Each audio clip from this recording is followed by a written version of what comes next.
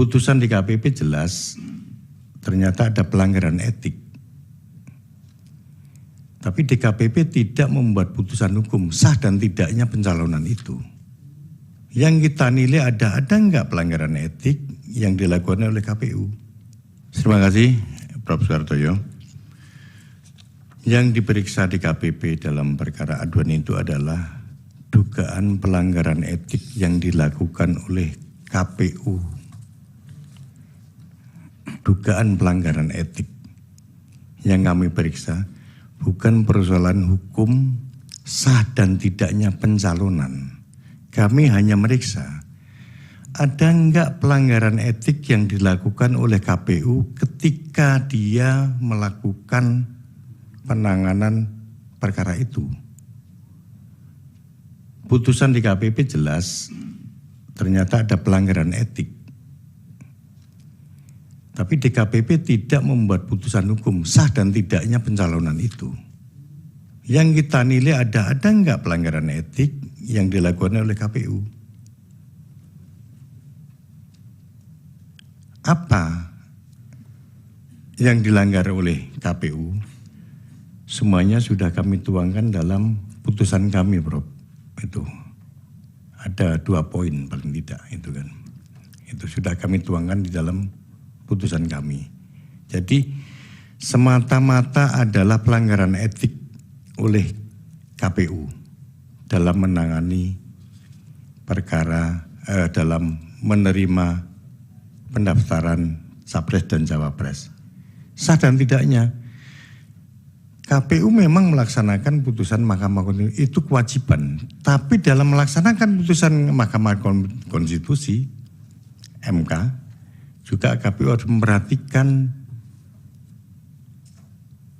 tata cara, memperhatikan pedoman administrasinya harus diperhatikan agar tidak merugikan pihak lain.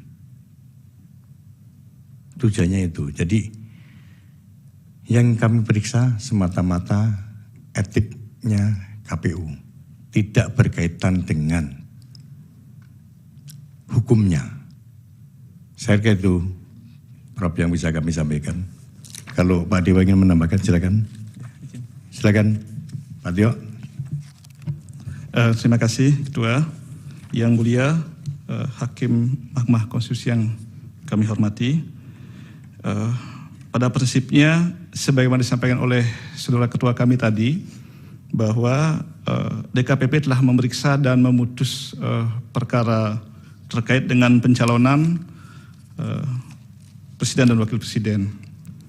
Nah, secara ringkas izin saya sampaikan sikap DKPP dalam menilai perkara ini, bahwa melaksanakan putusan Mahkamah Konstitusi secara hukum maupun etik adalah sebuah kewajiban karena lembaga penyelenggara pemilu terikat olehnya, dan itulah ketentuan konstitusi kita. Namun saya mencermati berbagai pendapat soal apakah putusan Mahkamah Konstitusi itu perlu diatur dalam peraturan KPU atau tidak. Ini memang keadaan hukumnya berbeda dengan pemilu-pemilu sebelumnya, berbeda dengan putusan-putusan Mahkamah Konstitusi sebelumnya. Karena sejak tahun 2022 KPU telah memiliki peraturan KPU tentang pembentukan peraturan dan keputusan di lingkungan KPU. Ya, jadi yang kami nilai sebagaimana disampaikan oleh saudara Ketua tentu adalah tindakan para teradu siapapun itu dalam perkara DKPP. Apakah patut atau tidak dan seterusnya. Karena dalilnya sekira telah menjadi pengetahuan umum, seseorang yang diduga atau bahkan terbukti melanggar hukum tentu melanggar etik. Tidak melanggar hukum bukan berarti tidak melanggar etik. Jadi kondisinya berbeda, dan itulah yang kemudian kami gali dan terungkap fakta-fakta dalam persidangan. Jadi bahwa terhadap satu hal yang menyangkut hak warga negara, sesuatu yang menyangkut hal-hal fundamental bagi kehidupan berbangsa dan bernegara, apalagi itu telah diputus oleh Mahkamah Konstitusi, apapun situasi pada saat itu menurut kami memang harus dilaksanakan. Tapi untuk mewujudkan kepastian hukum, ya, mewujudkan profesionalisme penyelenggaraan, tentu asas-asas prinsip-prinsip ya sebagai diatur dalam tata cara ya dan tata kelola pemilu yang baik itu juga diperhatikan.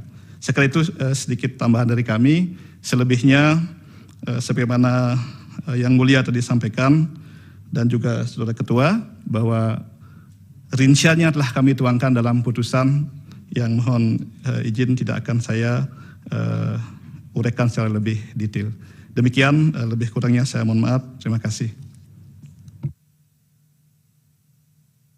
Cukup. Rasanya sudah cukup ya, saya kembalikan ke Pak Ketua.